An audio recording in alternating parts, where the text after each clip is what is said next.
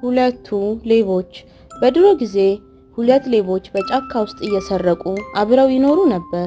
ከዕለታት አንድ ቀን ከመንደር ዳር ተቀምጠው ሲጨዋወቱ ሳለ አንድ ባላገር ማር በገንቦ ተሸክሞ ትልቅ በግ በገመድ እየጎተተ ከገበያ ሲመለስ ከርቀት አዩት። በዚህ ጊዜ ይህንን ሰውዬ እንዴት አድርገን እንያዘውና ማርና በግ እንውሰድበት በማለት መመካከር ጀመሩ። ከዛም አንዱ ሌባ ተነስቶ ጫካ ውስጥ ገባ። ሁለተኛው ሌባ ደግሞ እዛው መንደር ዳር አይነ ስውር መስሎ ጥቅልል ብሎ ተኛ። ይህ ባላገር በጉን እየሳበ ማሩን በእቃ ተሸክሞ አጠገቡ ሲደርስ ሌባው አየና እባክህ ወንድሜ ስለፈጠረህ ብላ አትለፈኝ፣ የቀን ጨለማ የወረሰኝ ነኝና እየመራህ ውሰደኝ ብሎ ለመነው።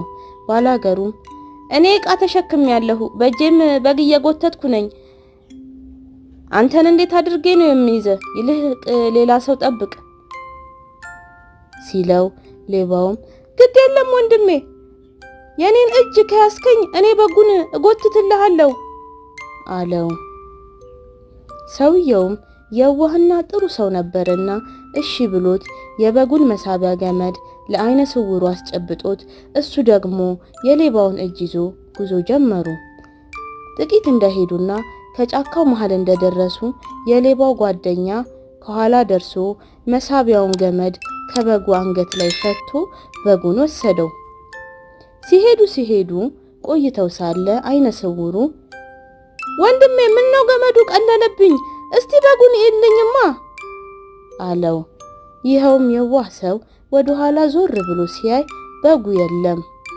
አሁን ገና ነው እንደ የቀለለብህ ብሎ አይነ ስውሩን ሰውዬ ጠየቀው። አዎ ወንድሜ፣ እንግዲያውስ እዚሁ ቅርብ ይሆናል፣ ሄጄ በጉን ልፈልገው። እስከዛ አንተ ይህንን ማር በእጅህ ይዘህ ጠብቀኝ፣ ተመልሼ እመጣለሁ ብሎት ማሩን ሰጥቶት በጉን ፍለጋ ሄደ። በዚህ ጊዜ ያ ሌባ ደግሞ ማሩን ተሸክሞበት ጠፋ። ባላገሩ ሰውዬ በጉን አጥቶ ሲመለስ ማሩና አይነ ስውሩ ሰውዬ ካስቀመጣቸው ቦታ የሉም። የዋህ ባላገር በእንደዚህ ያለ ተንኮል እነዚህ ሁለቱ ሌቦች ሁሉንም ወስደውበት ባዶ እጁን አስቀሩት። ውስጡን ሳትመረምረውና ጸባዩን ሳታቀው ሰውን አትመነው ይባላል። ተረት ይመልሱ አፌን በዳቦ አብሱ።